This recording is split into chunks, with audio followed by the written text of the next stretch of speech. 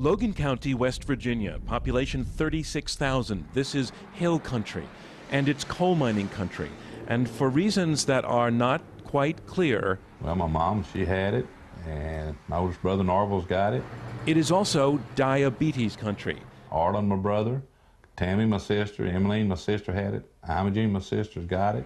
There is more diabetes in this county than anywhere else in the United States. And Vicky, my sister's got it. My niece Sherry's got it. I mean, there's a lot of it in the family that has diabetes. That is a lot. And in the Blankenship family, there is not a single brother or sister out of this generation of 10 who does not have diabetes, what is called type 2 or adult diabetes. Who's it going to get next? That's what you think about. What's going to happen to who next? This is Ranny Blankenship, retired since breaking his back in a coal mining accident. He describes himself as a guy who keeps moving. He's been working on this extension to his house. So this is your exercise then? Yeah. You walk the roads here? Yep, that's what I do. How far would you go on a normal walk? Oh, probably about 4 miles. The youngest of the boys, born into a family where diabetes seems to be inevitable, he got his diagnosis in his early 40s. But mostly he tries not to think about it. It don't really get in my way, no. I don't pay no attention. No, that's just the way I am. But diabetes is difficult to ignore.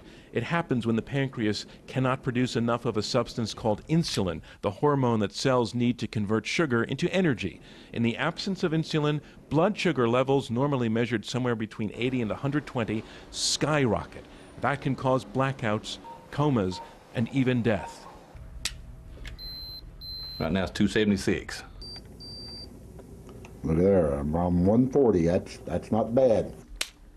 See, it's 333, and I haven't even ate nothing but a small apple today. Tammy is the youngest sister in the family, and she has the very worst case. She says the disease consumes her entire life. I can't walk. Normally I can't eat unless it's maybe one meal a day, and then I usually throw that up.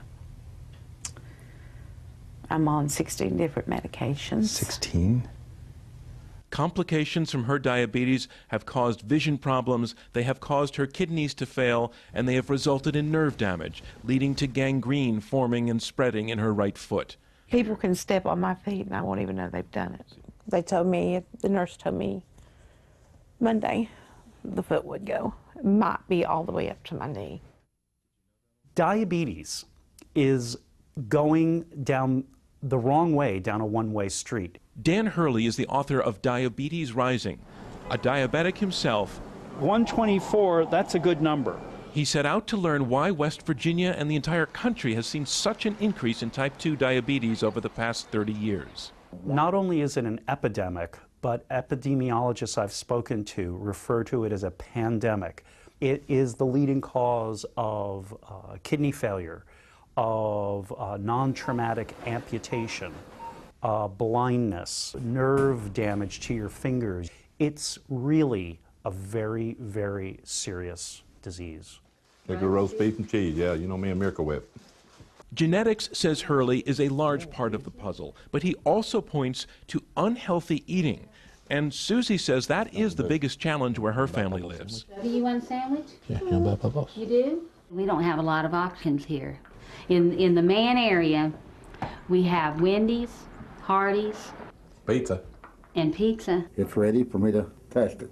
250 miles north, we visited two more Blankenships, Norval and Arlen, who live in Shiloh, Ohio. Wherever the blood's at, put it right there and go like that there. I check my sugar of the morning, and I check it.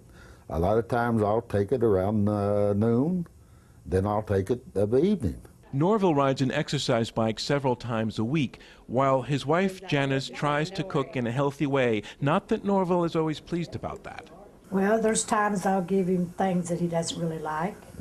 Like a couple mornings ago, he had oatmeal for breakfast, and he does not like that. He'd rather have lots of eggs and, you know, all of that. And some good gravy, biscuits, bacon. I do love it. I can't help it. I'm an eater. I've always been one, and I'll still be one. Last year, this Blankenship sister, Emmeline, died from her diabetes complications. Arlen thinks that she was in denial about how severe her disease really was.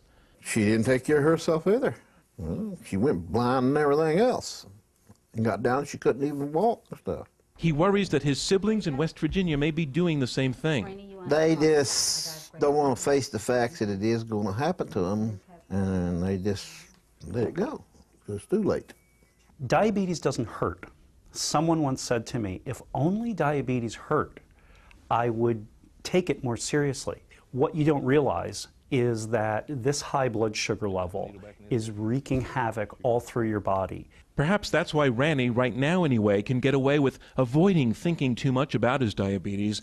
The worrying thing is he also avoids doing much about it. You test yourself every day? No. No. You don't do that? No, I'm not gonna lie to you. Are you supposed to? Yeah, 2 or 3 times a day. 2 or 3 times and you're doing it not at all. Hey, I might do it once a month.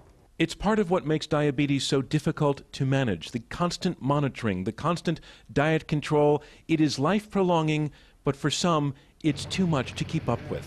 And when you have advanced diabetes, as Tammy does, with failing kidneys, the routine gets even more difficult. By ambulance, 3 times a week, she has to go in for dialysis treatments, where the blood is cleaned by machine because the kidneys cannot do it.